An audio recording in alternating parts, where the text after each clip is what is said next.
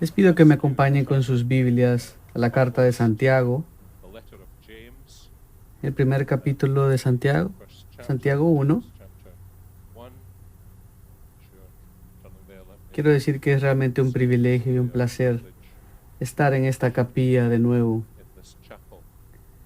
La última vez que creo que estuve acá, me pidieron exponer todo el libro de Romanos en 40 minutos.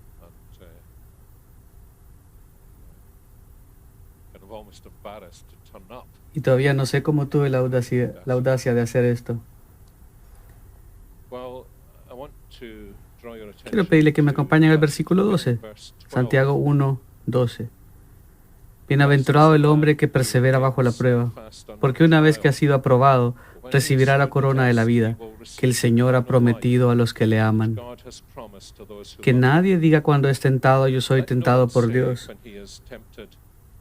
porque Dios no puede ser tentado por el mal, y Él mismo no tienta a nadie, sino que cada uno es tentado cuando es llevado y seducido por su propia pasión. Después, cuando la pasión ha concebido, da a luz al pecado, y cuando el pecado es consumado, engendra la muerte. Amados hermanos míos, no os engañéis. Toda buena dádiva y todo don perfecto viene de lo alto, desciende del Padre de las luces, con el cual no hay cambio ni sombra de variación. En el ejercicio de su voluntad, Él nos hizo nacer por la palabra de verdad para que fuéramos las primicias de sus criaturas. Esto sabéis, mis amados hermanos.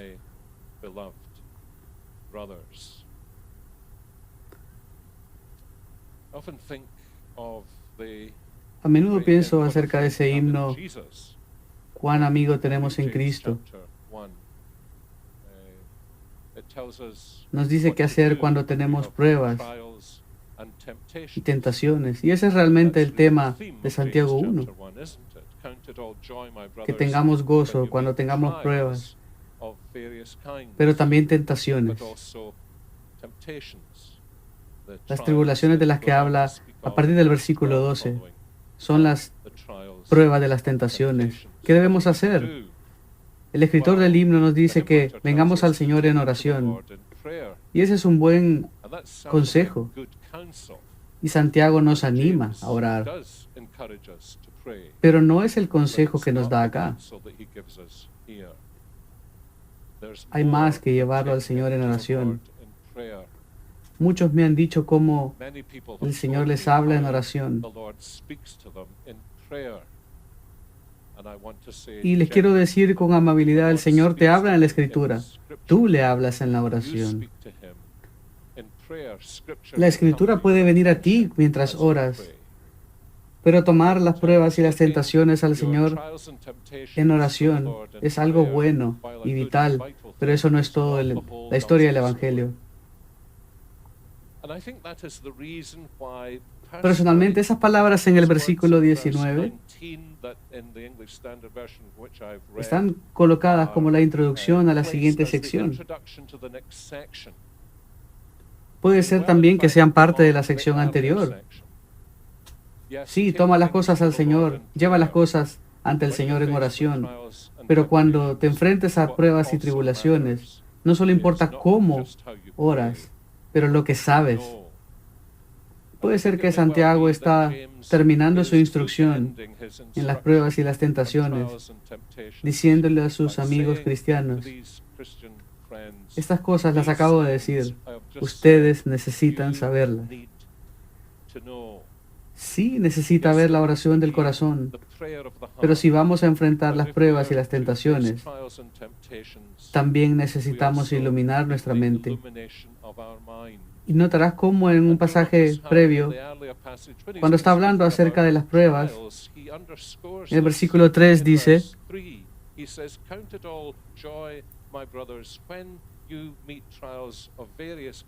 Tened por sumo gozo, en el 2, el que halléis en diversas pruebas, sabiendo que la prueba de vuestra fe produce paciencia. Es por lo que sabemos, lo que percibimos, la manera en que vemos las cosas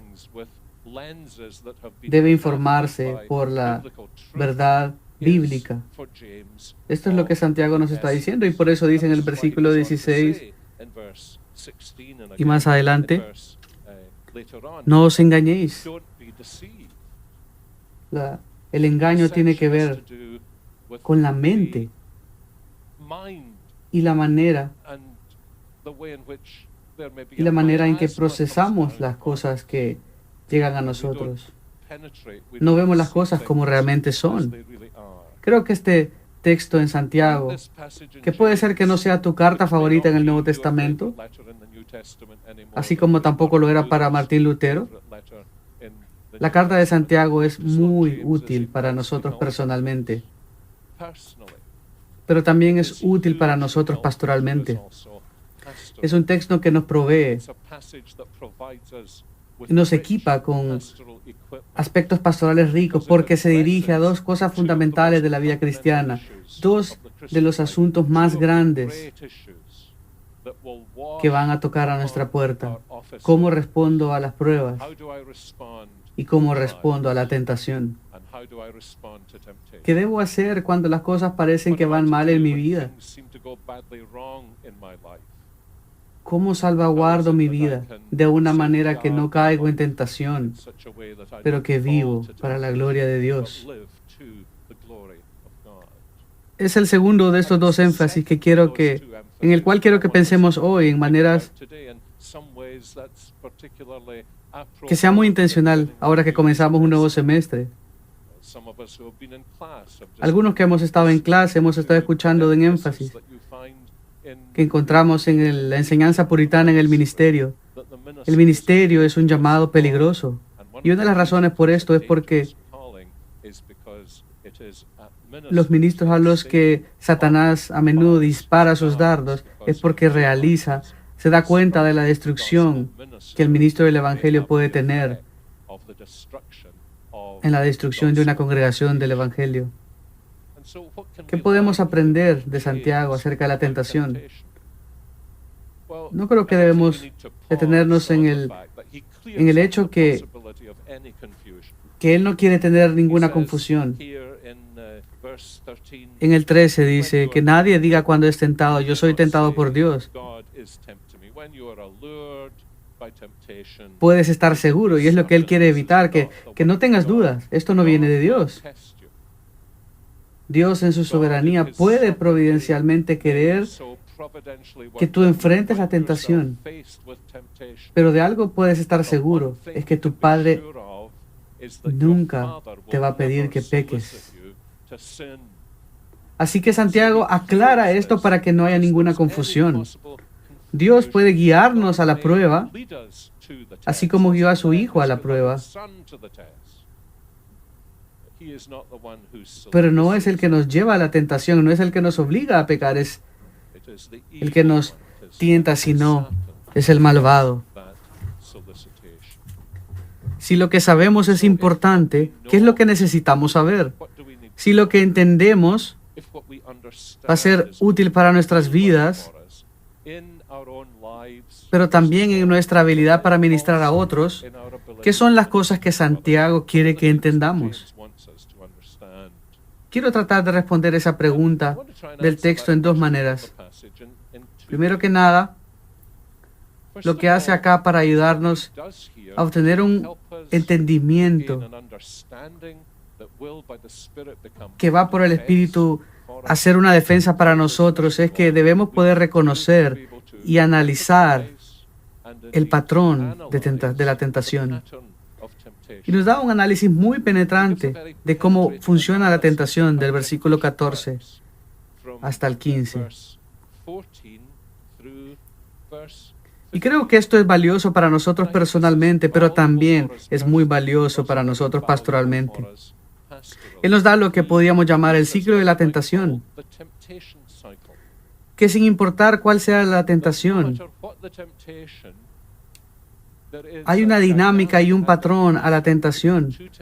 Es casi como que si Santiago está diciendo, una de las cosas que necesitas hacer es bajar el ritmo. Si vas a ser un pastor que va a ayudar a otros, si vas a entender, debes entender lo que funciona, lo que está pasando en tu vida. Debes bajar el ritmo de este ciclo de tentación y entenderlo por lo que realmente es. Una de las cosas maravillosas acerca del mundo moderno en el que vivimos, para aquellos que miran los deportes, es el asombroso desarrollo de la tecnología que permite a los analistas hablar y analizar cada jugada segundo tras segundo para entender lo que pasó. Y cuando ves eso, es simplemente espectacular. Si algo pasó en la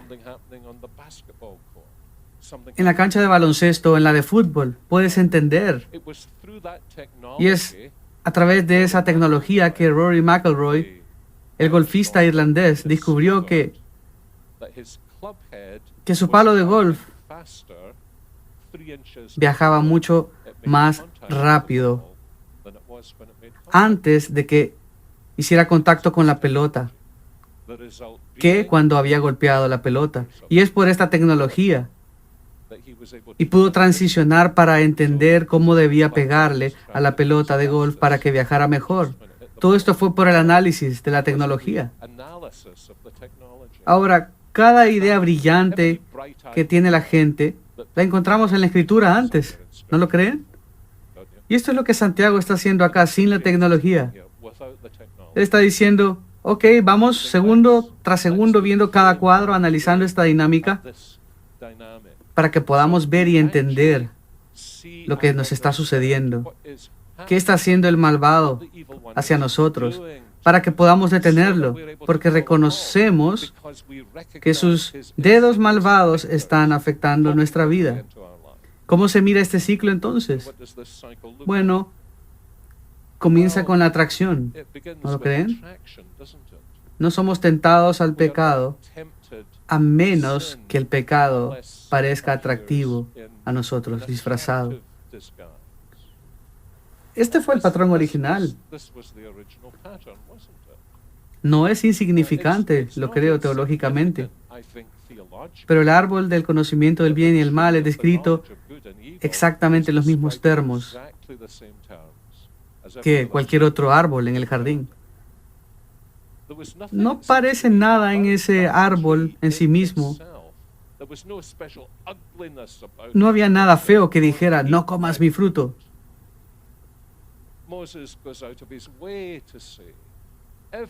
Moisés escribe que cada árbol era hermoso y su fruto parecía delicioso también.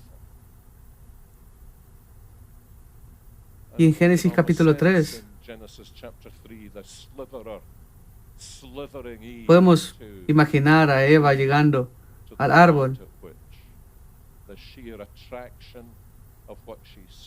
y lo que ve la atrae, que la lleva a sobreponerse a la palabra que había escuchado. No hubiese sido una tentación a menos que la serpiente la hubiese persuadido que lo que había escuchado no era el estándar por el cual tenía que vivir, sino la atracción de la cosa misma. Y esto es algo que nos ayuda a guardar nuestras vidas, a guardar nuestros corazones. Nuestro corazón debe operar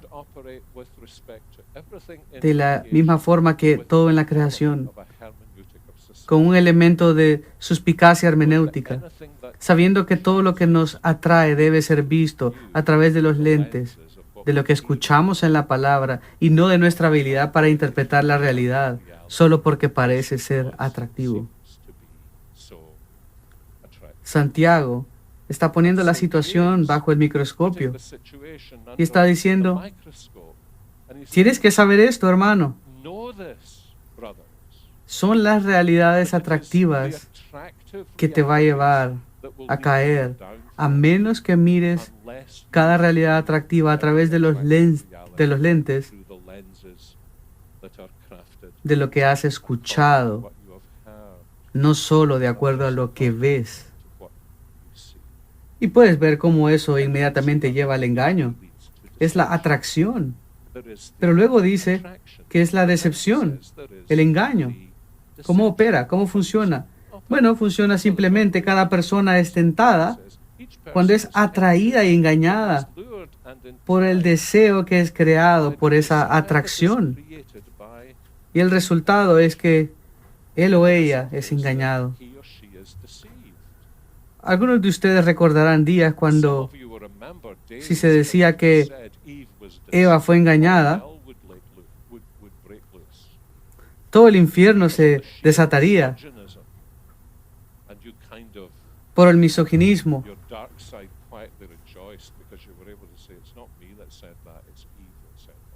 Y podrías tú decir, no, no fui yo, fue Eva la que dijo eso. El engaño que viene sobre nuestros ojos es importante. Es importante que pongamos atención. Por eso constantemente Jesús dijo, no sean engañados. Hebreos nos dice, no sean engañados. Santiago implica una exhortación cuando dice, no sean engañados. Y en el Nuevo Testamento lo vemos una y otra vez. Y vamos de regreso al mismo principio. Por esto es que necesitamos ser sumergidos en la Escritura. Piensa acerca del Señor mismo. Esta fue su respuesta cuando fue tentado. Hubo una gran atracción en convertir las piedras en pan. Y no pasaría mucho tiempo antes que convirtiera el pan en más pan.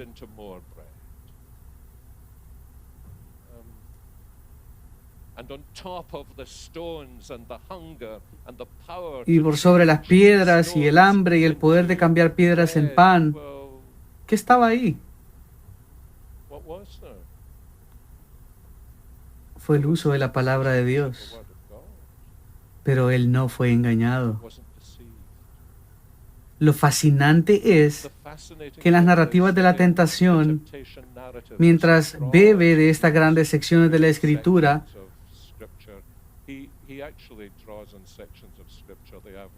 él obtiene información, él informa de secciones de la Escritura que el cristiano promedio probablemente no sabe que existía, porque había crecido en sabiduría entre los 12 y los 30.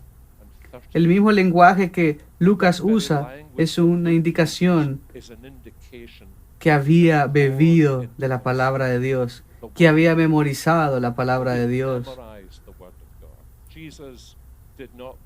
Jesús no vino como un embrión en el vientre de la Virgen María, con un chip bíblico en él. Sabía la palabra de Dios porque escuchó la palabra de Dios, porque había sido entrenado en la palabra de Dios, porque memorizó la palabra de Dios.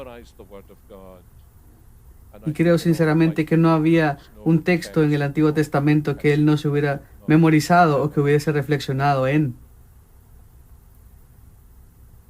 Y el punto es, lo necesitaba todo.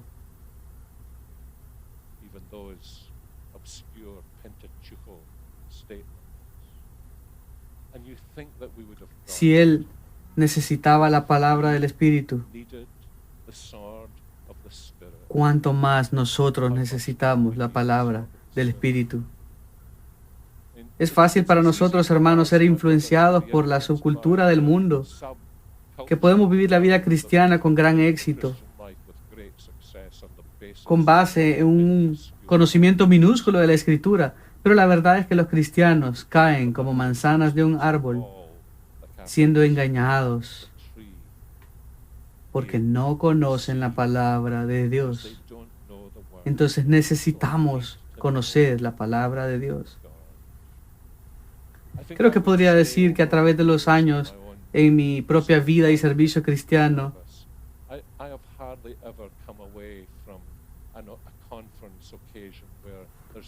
difícilmente me he apartado, he rechazado la oportunidad de hablar en una conferencia en el que dijera, "Oh, si tan solo conociera mi Biblia mejor, hubiese sido de mucha más ayuda a ellos, porque hubiese podido usar la palabra de Dios con este proceso de desengañarme a mí mismo. Esa es una gran parte del ministerio de la palabra de Dios, ese ministerio del desengaño.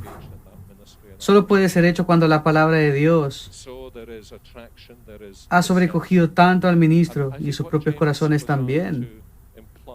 Hay atracción, hay engaño. Creo que lo que Santiago quiere decir es que también es preocupación. Así es como funciona. No seas engañado, dice. Así es como funciona. Somos tentados, somos engañados y luego somos atraídos. Es como la atracción en el anzuelo ha sido tragado y nos encontramos a nosotros mismos al nivel de las emociones y los afectos, totalmente incapaces de salir de ello. Algunos de ustedes seguro han estado en alguna situación en tu vida y ministerio en el que algún hombre te ha llamado al lado y te dice, no sé qué me ha pasado.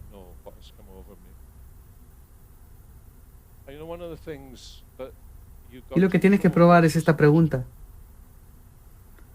¿Ha sido el afecto quebrado?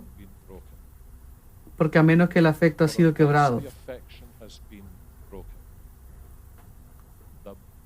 la batalla será casi sin esperanza de ganarla. Porque uno ha sido tan atraído que se obsesiona con esta realidad externa. Esa realidad externa viene a ser interna, entonces por eso es tan difícil.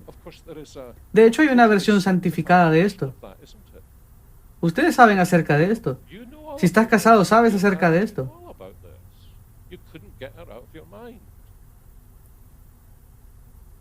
Hay una versión santificada de esto. Pero todo lo que puede ser santificado también puede ser torcido. Y ese es el proceso que está sucediendo. ¿Alguna vez escucharon estas palabras de John Bunyan? Que encuentro muy útiles. Este pequeño poema que escribió, titulado Pecado, dice: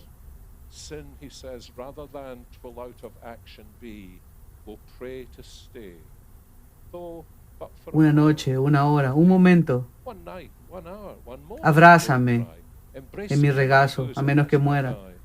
Tiempo de arrepentirse.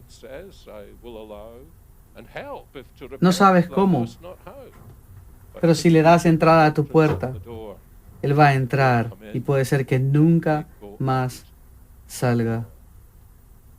Hay una progresión acá. Hay un progreso acá, una progresión. Santiago está diciendo, déjenme ponerles esto en un recuadro pequeñito, segundo tras segundo, para que puedan ver lo que está pasando. Y luego hace esta declaración, que creo que nos hace sentir, oh sí.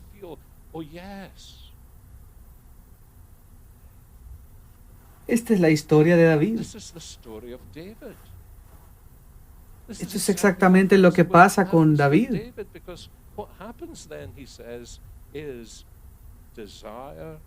Cuando el deseo ha sido concebido, cuando el deseo da a luz. En la misericordia de Dios hay ocasiones en las que somos tentados, pero no tenemos la oportunidad.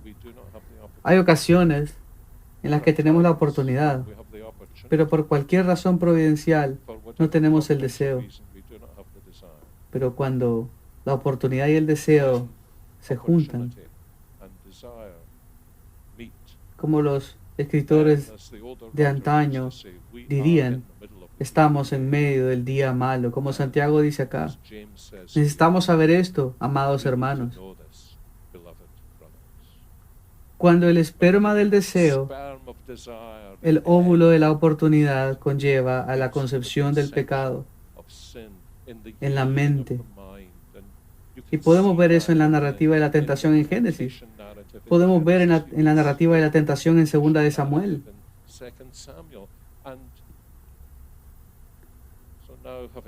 Ahora bien, lo pensaba acerca de la atracción y de engaño y preocupación y concepción.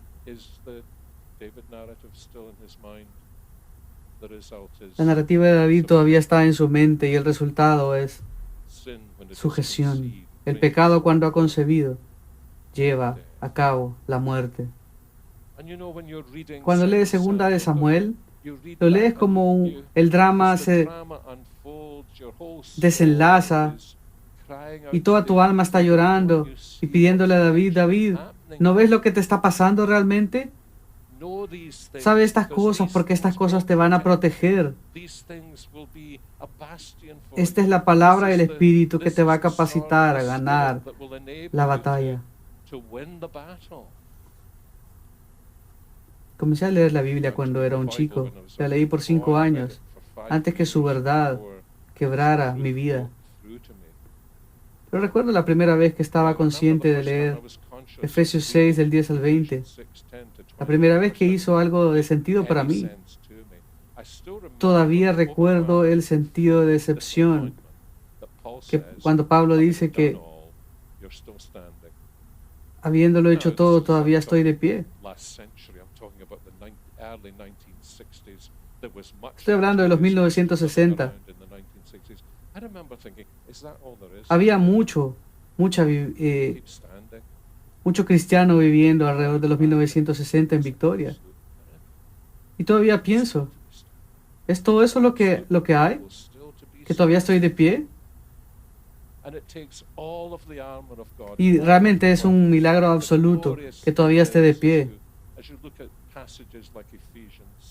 Lo glorioso de cuando leemos pasajes como Efesios 6 y pasajes como Romanos 8 también es que escuchamos los ecos del siervo, del Señor, en la profecía de Isaías, que ha ido a la batalla primero por nosotros y ha usado la armadura de Dios. Podemos ver las tentaciones de Jesús, la manera en que la palabra de Dios nos capacita para ponernos de pie sobre la tentación, para soportar la tentación, el ciclo de la tentación por nuestro bien, y cuando podemos emerger victoriosamente. Ese es el patrón de la tentación.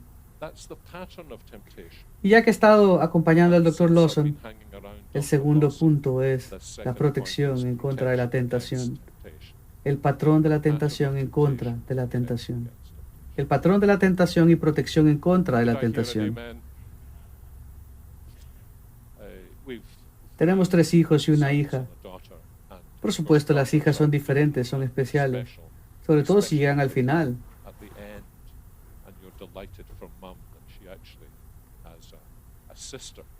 Recuerdo cuando mi hija tenía 13, regresando de la iglesia un domingo, me dice, papá, ¿te puedo enseñar a predicar de una manera que la gente quiera tomar notas? Yo le dije, Ruth, no me emociona particularmente que la gente esté tomando notas, pero ya que te amo, dime cuál es el secreto. Y ella me dice, bueno, papá, cada vez que tú dices 3 cosas que debes saber, veo a las mujeres que comienzan a sacar su lapicero para escribir. Y ellos dicen, tengo que escribir estas cosas. Y este es el éxito garantizado. Con eso de trasfondo, aquí hay 3 cosas que quiero que sepan. La primera es, qué importante es saber esto. Estar familiarizado con el ciclo de la tentación, porque nuestra habilidad para analizarlo es también parte de nuestra habilidad para guardar nuestros corazones en contra del engaño del malvado.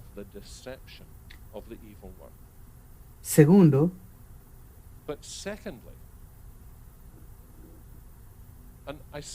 una de las cosas con las que a menudo luchamos cuando estamos haciendo un exégesis de la Escritura, ¿por qué dice esto después de decir esto? ¿No nos pasa esto? La lógica interna no es suficiente decir, bueno, el Espíritu Santo lo inspiró de esa manera. Queremos entender cuál es la lógica interior del pasaje de la Escritura, porque cuando entendemos esto, entendemos el poder de lo que se está diciendo. La pregunta aquí es, ¿Por qué en el versículo 16 termina esta descripción del ciclo de la tentación diciendo, no sean engañados, amados hermanos? Y luego en el verso siguiente dice, cada don perfecto, toda buena dádiva y todo buen perfecto viene de lo alto, desciende el Padre de las luces, con el cual no hay cambio ni sombra de variación. Ese es un versículo asombroso, ¿no? Muchos lo conocemos. Pero ¿qué está haciendo acá en el contexto de lo que Santiago ha estado diciendo acerca del ciclo de la tentación? Bueno, yo creo que lo que está pasando acá es que él está diciendo, número uno, familiarízate con el ciclo de la tentación. Número dos, está absolutamente convencido de la bondad que no cambia de Dios. Este Dios cuya bondad no cambia. Es la convicción de esta bondad que no cambia de Dios la que me llega a escoger su palabra en lugar de las mentiras de Satanás. Y puedes ver esto en Génesis 3. ¿No es cierto que en Génesis 3 Satanás niega la autoridad de la palabra de Dios? Al mismo tiempo, él busca distorsionar la visión de Eva acerca de la bondad que no cambia de Dios. Está diciendo, te ha puesto en este jardín, en medio de tantos árboles lindos, con fruto delicioso. ¿De cierto dijo que no comieras de ningún fruto de los árboles? Entonces ella lucha con esto. Y es tan insidioso. Y de hecho, al final, ella da chance a esto, da oportunidad. Da la oportunidad para esta distorsión satánica que dice, a Dios no le interesas tú. Lo que dice no es realmente bueno y no es bueno para ti. A menudo descubrimos cuando nosotros caemos por la tentación y cuando vemos a otros caer en la tentación, lo vemos muy claro. La suspicacia satánica ha entrado al corazón.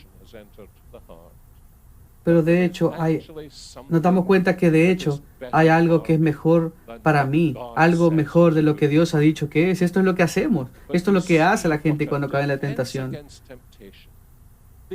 Nuestra mejor defensa sobre la tentación es la convicción absoluta de la bondad de Dios que no cambia. No importa lo difícil que sea nuestra resistencia, no importa lo difícil que sea para nosotros resistir, sabemos que nuestro Dios es absolutamente bueno, siempre. Todo lo que nos dice en sus mandamientos es bueno. Todo es bueno para mí. Está comprometido con sí mismo de hacer todas las cosas bien para mi bien, de obrar todas las cosas para bien. Recuerdo hace unos años haber estado en la conferencia Desiring God en el lugar más frío en los Estados Unidos. Había un concierto una noche ahí en la iglesia Bethlehem Baptist Church y era llamado el Coro de las Naciones y era multinacional. Estaba sentado ahí a la par de John Piper y tenían este coro y tenían a algunos tipos ahí vestidos como hawaianos. Creo que tenían una camisa hawaiana. Y yo pensaba, yo soy un ministro presbiteriano, ¿una camisa hawaiana? Estaban cantando una canción que tenía un refrán que Dios es bueno todo el tiempo, todo el tiempo. Y este tipo realmente está cantándolo con todo lo que puede.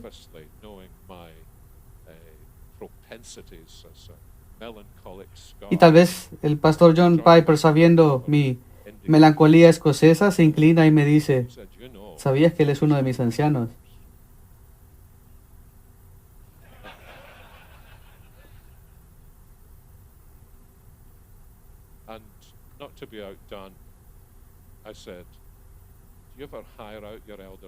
Y yo digo, ¿alguna vez has enviado a tus ancianos a otras congregaciones? Porque de hecho necesitamos a alguien que nos cante que Dios es bueno. Nuestro Dios es bueno todo el tiempo.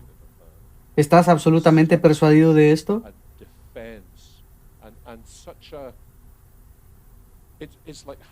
Es como tener una prescripción de tus lentes algo que te hace sentir como ahora veo lo que está pasando acá. Santiago está diciendo, familiarízate con el ciclo de la tentación. Segundo, estás seguro de la bondad incambiable de Dios. Tercero, está diciendo, asegúrate de entender el significado, las implicaciones del nuevo nacimiento. Es interesante, ¿no? ¿No lo creen? No sean engañados, toda buena dádiva y todo don perfecto viene de lo alto. Y luego habla de la regeneración. Y voy a decir algo acerca de la regeneración soberana de Dios. ¿Cómo casa esto acá? Él realmente está diciendo, aprendan quiénes son del Evangelio. Que eres alguien que ha sido nacido de nuevo por el poder del Espíritu Santo. Puede que todavía no seas lo que vas a hacer. Por lo tanto, tienes que luchar para resistir la tentación. Pero por la gracia de Dios, ya no eres el hombre que eras antes. Eres un nuevo hombre en Jesucristo. Perteneces a una nueva familia en Jesucristo. Recuerda quién eres. Y el conocimiento de quién eres te va a ayudar en la tentación. Y le vas a poder decir, ¿crees que soy un perro muerto que voy a responder positivamente cuando sé que he sido coronado con los privilegios de ser un miembro de la familia de Dios y que el Espíritu me ha hecho nacer de nuevo y me ha llenado con lo que Thomas Chalmers llamaba el poder explosivo de un nuevo afecto? Responderás de esta manera entonces. Y esto es cierto, ¿no? A menudo cuando caemos en la tentación, una de las razones es que olvidamos por completo cuál es nuestra verdadera identidad en Cristo Jesús. Y que éramos los receptores de esta obra soberana y gloriosa de Dios, que estábamos muertos en nuestros pecados, pero por el poder del Espíritu Santo hemos sido hechos nuevas criaturas en Cristo. Cuán a menudo Satanás nos causa que olvidemos los principios básicos del Evangelio de nuestro Señor Jesucristo. Me parece que la verdadera esencia de lo que Santiago está diciendo es, ok, estás enfrentando dificultades, pruebas, necesitas saber algo.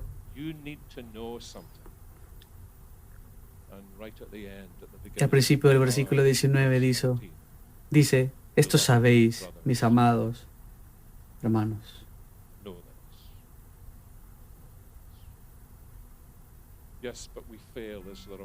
Pero cuando fallamos olvidamos esto. Hay una palabra para nosotros cuando fallamos. Fue enseñado cuando era joven que hay un camino de regreso a Dios del pecado. Hay una puerta que está abierta donde puedes venir como un pecador a Jesús. Ten misericordia de mí, oh Dios.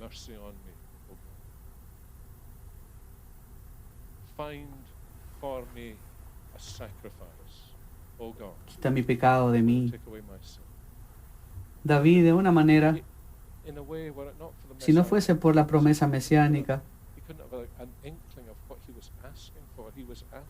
estaba pidiendo él a alguien que proviera un sacrificio adecuado por un pecado por el cual no tenía sacrificio. Si eso fue cierto de David, también es cierto para nosotros. Él es todo suficiente para salvar a todos aquellos que vienen a Dios a través de él. Que seamos fortalecidos por el conocimiento del ciclo de la tentación, por el conocimiento de la absoluta y maravillosa bondad de Dios,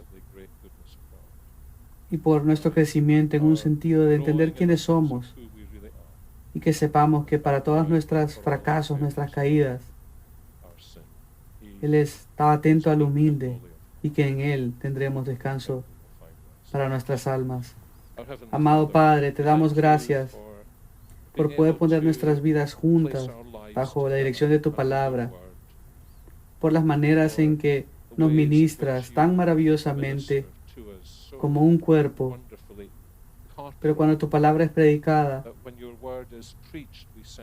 sentimos como que Cristo está acá predicando su palabra a nuestros corazones. Y también por esa obra de tu Espíritu que ha despertado nuestras vidas, nuestra propia necesidad, y estimulado nuestras memorias, las promesas asombrosas que nos has dado en el Evangelio. Te damos gracias porque nos has dado un nuevo nacimiento. Te damos gracias que estamos rodeados en este cuarto por padres y hermanos en Cristo Jesús. Y oramos que nuestros corazones, oramos con todo nuestro corazón que nos equipes a cada uno de nosotros para que habiendo hecho esto podamos permanecer firmes, podamos estar de pie.